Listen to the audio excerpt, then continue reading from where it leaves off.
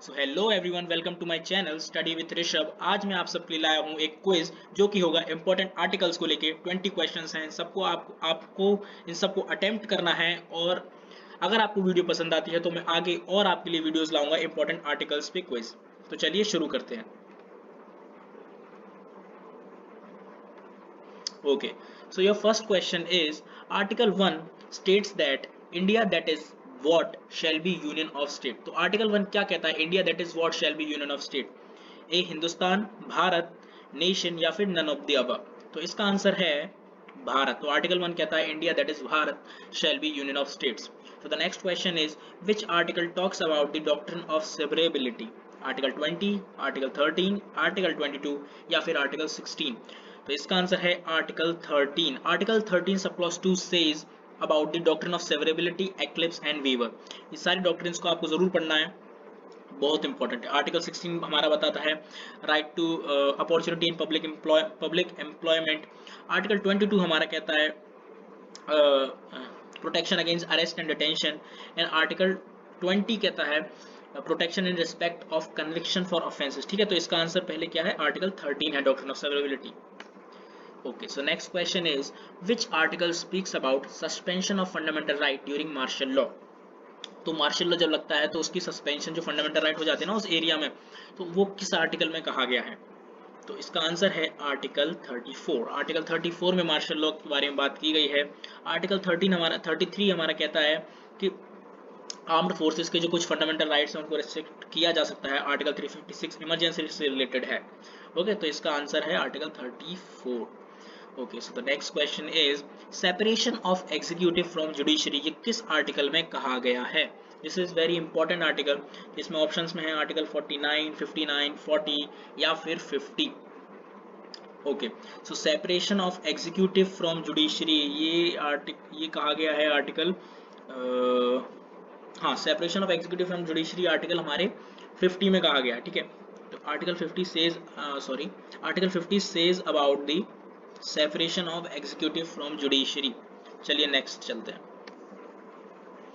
How many fundamental duties in article 51A। सो हमारे fundamental duties जो कि है पार्ट 4A में 51 पार्ट 4A में दी गई हैं फंडामेंटल ड्यूटीज। तो उसमें कितनी फंडामेंटल ड्यूटीज के बारे में बात की गई है? दिस इज इंपॉर्टेंट क्वेश्चन, ये बहुत बार आता है, आपसे कई बार फंडामेंटल ड्यूटीज भी पूछ ली जाती हैं। तो इसका आंसर है 11। तो 11 fundamental duties are there in article 51A। Okay, so our next question is which article states about council of ministers। तो किस आर्टिकल में काउंसिल ऑफ मिनिस्टर के बारे में विस्तृत रूप से लिखा गया है या फिर डिफाइन किया गया है? तो इसका आंसर है आर्टिकल 74। आर्टिकल 74 में बताया गया है काउंसिल ऑफ मिनिस्टर्स के बारे में। ठीक है, और आर्टिकल 71 हमारा कहता है मैटर्स रिलेटिंग टू, मतलब इलेक्शन ऑफ प्रेसिडेंट और वाइस प्रेसिडेंट से रिलेटेड जो मैटर्स होते हैं ना, वो आर्टिकल 71 में दिए गए हैं। वहीं आर्टिकल 76, तो 76 आपको अभी नहीं बताऊंगा बिकॉज क्वेश्चन है आगे। उसके बाद आर्टिकल 78 में दिया गया है प्राइम मिनिस्टर की ड्यूटीज दी गई है। ठीक है, तो इसका आंसर तो हमारा आर्टिकल 74 था, इसमें काउंसिल ऑफ मिनिस्टर्स। ठीक है, नेक्स्ट यूनिफॉर्म सिविल कोड। तो किस आर्टिकल में यूनिफॉर्म सिविल कोड डिफाइन किया गया है? This is very important article. तो इसमें आर्टिकल 42 या फिर 44, 33 या फिर 34। सो इसका आंसर है आर्टिकल 44। आर्टिकल 44 में यूसीसी यूनिफॉर्म सिविल कोड के बारे में बात की गई है। वेरी इंपॉर्टेंट, आप सबको जरूर देखना चाहिए। वहीं अगर देखें तो आर्टिकल 42 मैटरनिटी रिलीफ के बारे में बात करता है। और आर्टिकल 33 हमने बताया था कि आर्म्ड फोर्सेस के जो फंडामेंटल राइट्स हैं उनके लिए है, उनको रिस्ट्रिक्ट कर सकता है। ठीक है, और आर्टिकल 34 वो मार्शल लॉ हमने दिखाई था। Okay, so the next question is which articles tells that there shall be a president of India. So किस आर्टिकल में लिखा है कि there shall be a president of India? तो इसका आंसर है आर्टिकल 52।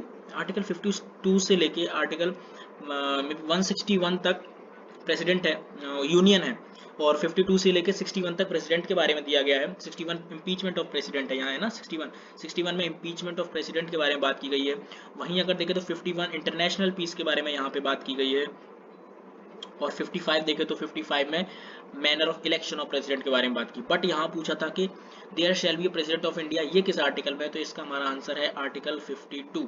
आर्टिकल 52 में बताया गया है कि there shall be a president of India. Okay, so the next question is what does article 280 स्टेट्स। तो आर्टिकल 280 किस बारे में बात करता है? तो इसमें ऑप्शंस में है election commission, interpretations, finance commission या डिस्क्वालिफिकेशन ऑफ एमपीज। तो इसका आंसर है आर्टिकल 280 बताता है हमारा फाइनेंस कमीशन के बारे में, ठीक है। तो नेक्स्ट क्वेश्चन पे चलते हैं, question number 10, special procedure for money bill is in which article. So as we all know, यहाँ सबको लग रहा होगा कि बीबी 110 है इसका आंसर, बट नहीं, 110 इसका आंसर नहीं है, because 110 is for money bill, but यहाँ पूछा है special procedure for money bill, ठीक है। तो special procedure of money bill है हमारा 109 आर्टिकल में इसके बारे में बताया गया है, तो इसका आंसर है article 109। Okay, so next question is which article contains information about Attorney General of India? So Attorney General of India ये किस आर्टिकल में इनकी पोस्ट दी गई है? तो इसका आंसर है article 76। Article 76 defines about the Attorney General of India, ठीक है। So next question is establishment and constitution of Supreme Court। तो establishment and constitution of supreme court ये किस आर्टिकल में दिया गया है?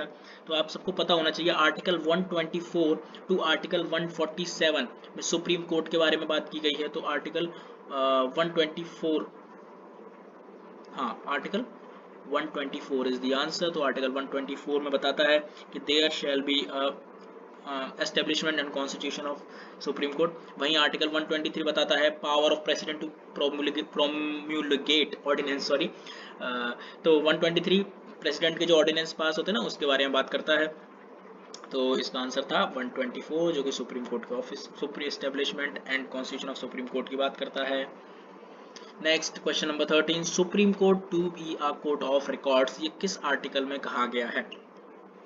वेरी इंपॉर्टेंट क्वेश्चन, ये कई बार आ जाता है। तो इसका आंसर है आर्टिकल 129। आर्टिकल 129 कहता है supreme court to be a court of records. वहीं अगर देखें इसमें ये ऑप्शन डी वाले आर्टिकल 124 क्या कहता है? तो article 124 establishment constitution of supreme court, ये हमने पहले ही देखा था, वही है। वहीं अगर आर्टिकल 139 देखें तो 139 सेज अबाउट द